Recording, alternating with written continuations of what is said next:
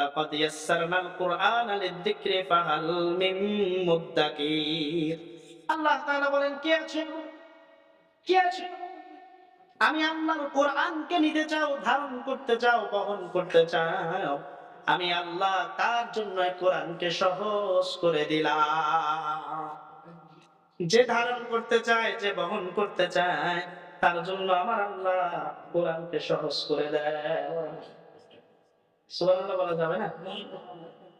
অতএব আপনি যদি চেষ্টা করেন, চেষ্টা যদি ত্রুটি না রাখেন, ইনশাআল্লাহ আপনি কোরআন শিখবেন। আল্লাহ নবী সাল্লাল্লাহু আলাইহি ওয়াসাল্লামকে আল্লাহ তাআলা কোরআন শিখাইছেন।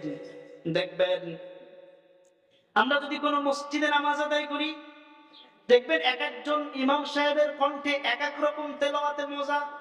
মজা কিনা বলেন? সূরা ফাতিহা একটা গজল বা একটা গান, মনে করেন একটা গান, আমরা আমাদের যুবকরা গানের পাগল হয়, গজলের পাগল হয়। এইটা একটা যদি 100 বার আপনি শোনেন, 100 বার শুনলে পরবর্তীতে ওইটা শোনার আর মন মানসিকতা থাকে না। কিন্তু আল্লাহর কালামের মুজিজা তো এইটাই। সূরা ফাতিহা দৈনিক আপনি কতবার শুনতেছেন? ইমাম সাহেবের কণ্ঠেই তো দৈনিক আপনি প্রায় 6 বার শুনতেছেন, 7 বার শুনতেছেন, এরকম 6-7 বার, 6 বার শুনেন। তাহলে এক একজন ইমামের কণ্ঠে এক এক রকম মজা। মসজিদে হারামের ইমামের কণ্ঠে একরকম মজা, আব্দুর রহমান আস-সুদাইসের কণ্ঠে একরকম মজা, এক একজন ইমামের কণ্ঠে এক এক রকম মজা। এই সূরা ফাতিহা কখনো পুরান হয় না। হইছে কোনদিন মনে হয়েছে সূরা ফাতিহা পুরান হয়েছে? আল্লাহ তাআলা বলেন, এটাই আমার কোরআনের মুজিজা। আর এই কোরআনটা আমি নাজিল করেছি কার উপর? মুহাম্মাদুর রাসূলুল্লাহ সাল্লাল্লাহু আলাইহি ওয়াসাল্লাম। যেই কোরআনের বরকতে আমি গোটা উম্মতকে, আমি কোরআনের বরকতে আমি আল্লাহ রহমত দ্বারা ভরপুর করে দিয়েছি, সেই নবীর বরকতে রহমত দিয়েছি। তোমরা যদি এই কোরআন না শিখো, তোমাদের মতো হতভাগা, তোমাদের মতো কপাল পোড়া আল্লাহর জমিনের নিচে, আল্লাহর জমিনের উপরে, আসমানের নিচে আর কেউ হতে পারে না। দেখেন এই কোরআনের এমন মুজিজা, আল্লাহর নবী সাল্লাল্লাহু আলাইহি ওয়াসাল্লাম মাঝে মাঝে কোরআন তেলাওয়াত করতেন। এদিকে কাফেররা, বেঈমানরা নবীজি সাল্লাল্লাহু আলাইহি ওয়াসাল্লামকে হত্যা করার জন্য, নবীজিকে অপমান, লাঞ্ছিত, বঞ্চিত করার জন্য সব সময় লেগে থাকতো।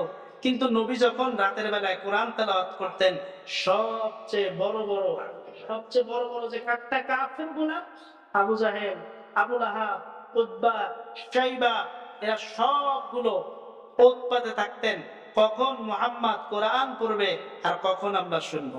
ছোট্ট একটা ঘটনা বলে শেষ করি। মুহাম্মদ সাল্লাল্লাহু আলাইহি ওয়াসাল্লাম একদিন বসে কোরআন তেলাওয়াত করতেছেন। আবু জাহেল চিন্তা করলো, এত মধুর তেলাওয়াত, এত সুন্দর মজার কবিতা আমি আমার জীবনে শুনি নাই। বলেন না সুবহানাল্লাহ।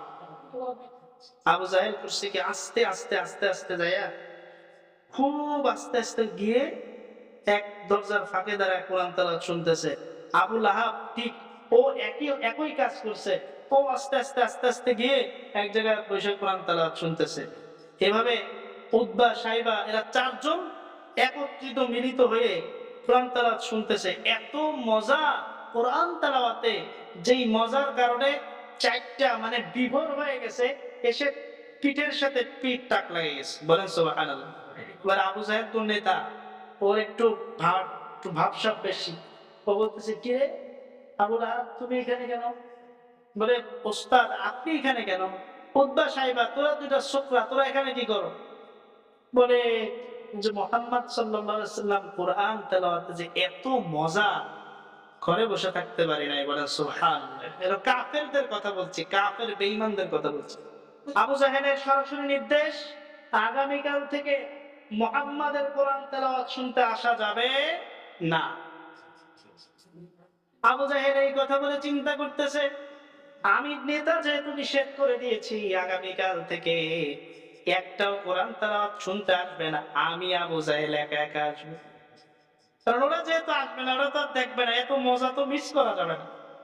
আবু লাহাব চিন্তা করতেছেন, নেতা যেহেতু এই কথা বলছে, নেতা আসবে না, আমি আসবো, ওরা সোফরাও দুইটা আসবে না, উতবা সাইবা চিন্তা করতেছে, দুইজন নেতা বলছে তোমাদের আসা যাবে না, কিন্তু আমরা যাব, নেতারা টের পাবে না। আল্লাহ নবী সূরাতুল মুজাম্মিল তেলাওয়াত করতেছেন, ইয়া আইয়ুহাল মুজাম্মিল কুমিল লাইলা ইল্লা কালিলান নিসফাহু আও ইনকুস মিনহু কালিলা। এর তেলাওয়াত শুনে আবার চারটা, ও মনে করছে ও আসবে না, ও মনে করছে ও আসবে না, কিন্তু আবার চারটা গিয়ে একত্রে ঠক ঠক করে পিঠের সাথে পিঠ বাড়ি খাইছে। বলেন সুবহানাল্লাহ। এইবার বলেন নেতা তো লজ্জা পাইছে, হায় হায় কি করলাম, আমি নিষেধ করে আবার ধরা খেয়ে গেলাম।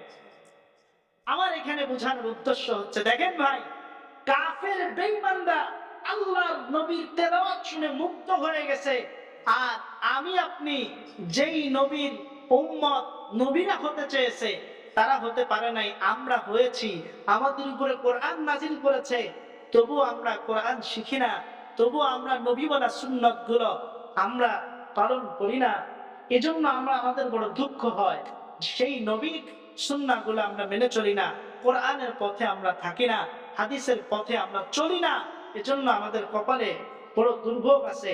কিন্তু দুর্ভোগের কারণ নাই। আপনি যদি আজকে থেকে নিয়ত করেন, ইনশাআল্লাহ আমি চেষ্টা করব কোরআন শেখার, আমি চেষ্টা করব ৫ ওয়াক্ত নামাজ আদায় করার, আমি চেষ্টা করব নবীওয়ালা জিন্দেগি অনুযায়ী চলার, তাহলে ইনশাআল্লাহ আল্লাহ রাব্বুল আলামিন বলেন, উদউনি আস্তাজিব লাকুম, তোমরা আমি আল্লাহকে ডাকো, আমি আল্লাহ সাড়া দিব। যদি কেউ এমন নিয়ত করতে পারো, আমি আল্লাহ তার আগে পিছের সমস্ত গুনাহগুলো আমি আল্লাহ মাফ করে দিব। তো আমরা নিয়ত করতে পারি তো ইনশাআল্লাহ।